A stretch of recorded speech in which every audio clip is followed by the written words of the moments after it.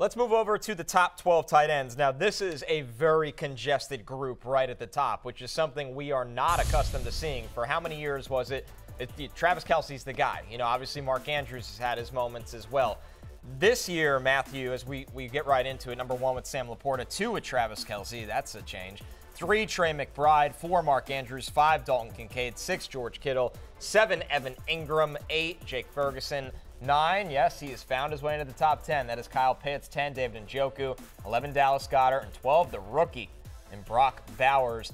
Matthew, now I know the order might surprise some people at the top, but how big is the actual gap from Sam Laporta all the way down to number 5, Dalton Kincaid, or number 4, Mark Andrews?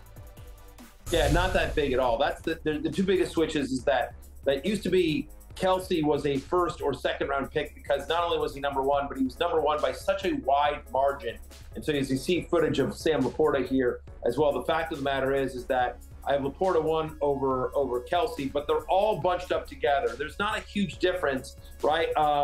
You see sort of points per game from last year, but I have Laporta at 37 overall, Kelce at 39, Trey McBride at 43, Mark Andrews at 45, and then a round later, Dalton Kincaid at 55. Again, they're all sort of bunched in right there. I have Sam Laporta going into the 3rd, top of the 4th, sort of in that range. And then anywhere in the, basically round 4, round 5, any one of those elite tight ends that I have, that tier of Laporta, Kelce, McBride, Andrews, and then, Kincaid like in the 6th.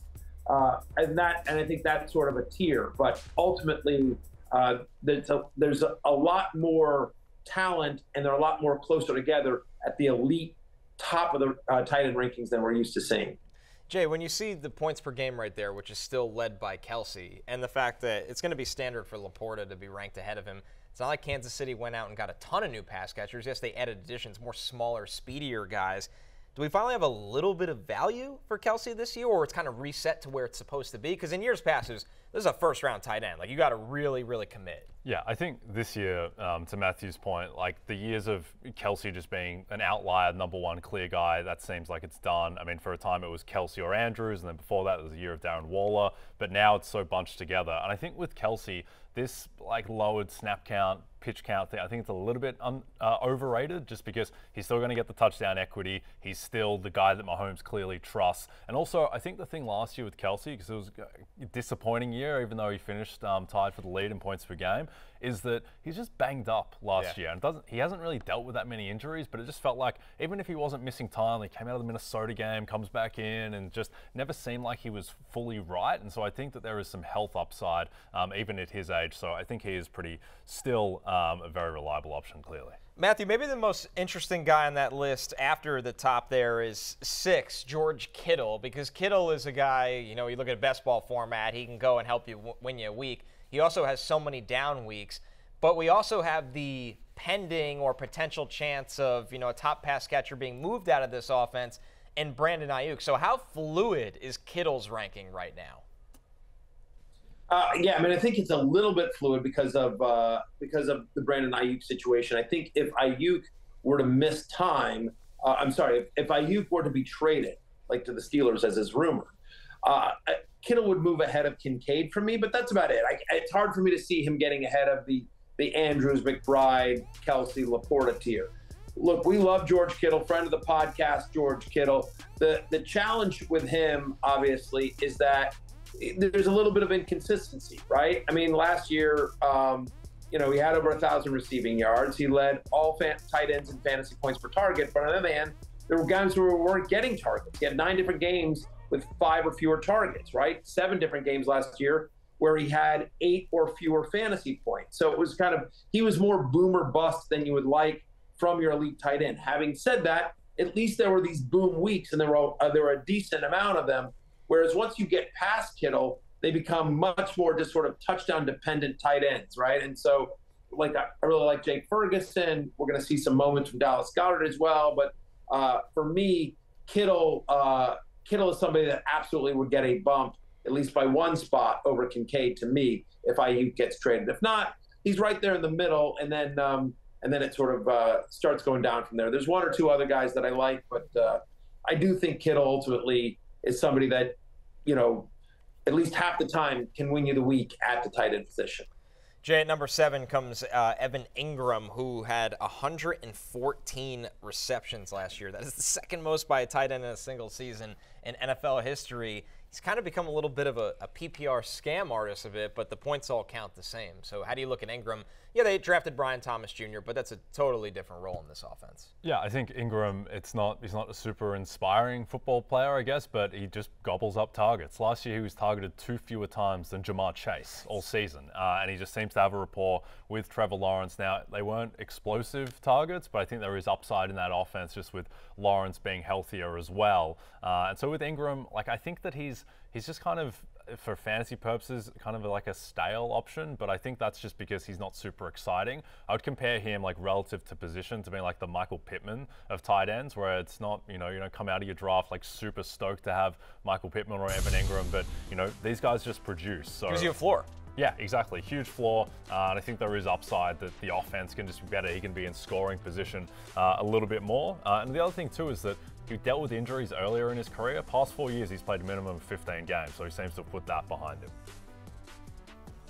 Yeah, you know what? I mean, I think the concern on Ingram, again, I'm at 7, so we like Evan Ingram, but he's so volume dependent. The last time he scored more than 4 touchdowns in a season was his rookie year, 2017, right? So it's been a minute. And so the question is why did Evan Ingram last year, on his first year, 1-year prove-it deal with the Jacksonville Jaguars, why did Evan Ingram get so much volume? Is he just that good? Has he got that kind of connection with Trevor Lawrence? Or was it a fact that because they were so banged up at the wide receiver position and they had to play Christian Kirk on the outside a lot more than they candidly wanted to? Zay Jones was in and out of the lineup as well. So, Evan Ingram was just there in the middle of the field. But now with they signed Gabe Davis, they draft Brian Thomas, they're going to move Christian Kirk to the slot. He's going to be in the middle of the field, which is where they want him. Does that take some of the targets away? Does he not get the insane volume? Again, 114 receptions last year for Evan Ingram is the second most by a tight end in NFL history. Does he have another record-setting year in him? Or just, if he had 90 receptions, that would be amazing. And still a significant disappointment from last year, right? And downgrade. And so does the touchdown equity come up? So I think there are more question marks with Ingram, more uncertainty going into this year than there are with some of the guys above him as well. I will say this, that I feel like this year we have more elite tight end options, more tight ends that you feel good about than we have in years past. Because again, I have Ingram at 7. We talked about this. I think Jake Ferguson, I talked about him in 100 Facts. I like Ferguson. He's at 8, right? Kyle Pitts. Can Kirk Cousins finally unlock the talent that is Kyle Pitts? Njoku was so good down the stretch. It was with Flacco, so we'll see with Watson, but still Njoku should be better. We talked about him yesterday. Goddard comes in at 11. We'll see on the rookie Brock Bowers at 12. But my point is that it's sort of like, at least for the first 8 or 9, and I think you can certainly make an argument for Njoku in there as well. Those are all tight ends you feel good about. I want an elite tight end. And I feel like you feel better about this year. I feel better about the guys at the top of the division, and I don't feel there are nearly as many sleepers this year as there have been in years past, where you're like, oh, I could see this guy pop. I could see, I could see Jake Ferguson. I could see a Trey McBride. See guys that were David Njoku, guys that were going later last year. We could see guys like that pop, and so I don't feel that as much with the sort of the second tier of tight ends. So I really want an elite tight end this year, but I do think there's more guys to choose from when you're looking for an elite tight end.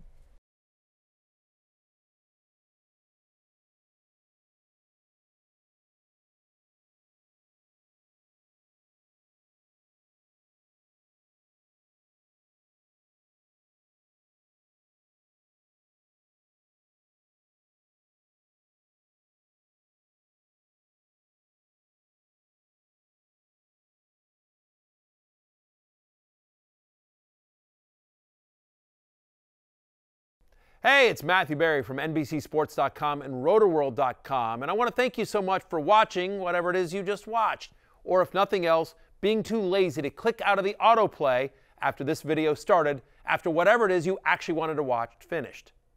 But now that you're here, I'd like to take a moment here to ask you respectfully, respectfully now, okay? I'm asking you respectfully to subscribe to the NFL on NBC YouTube channel. You'll get the latest Roto-World fantasy news headlines, all sorts of great shows, including my own Fantasy Football Happy Hour. So go subscribe now. Again, I'm asking respectfully.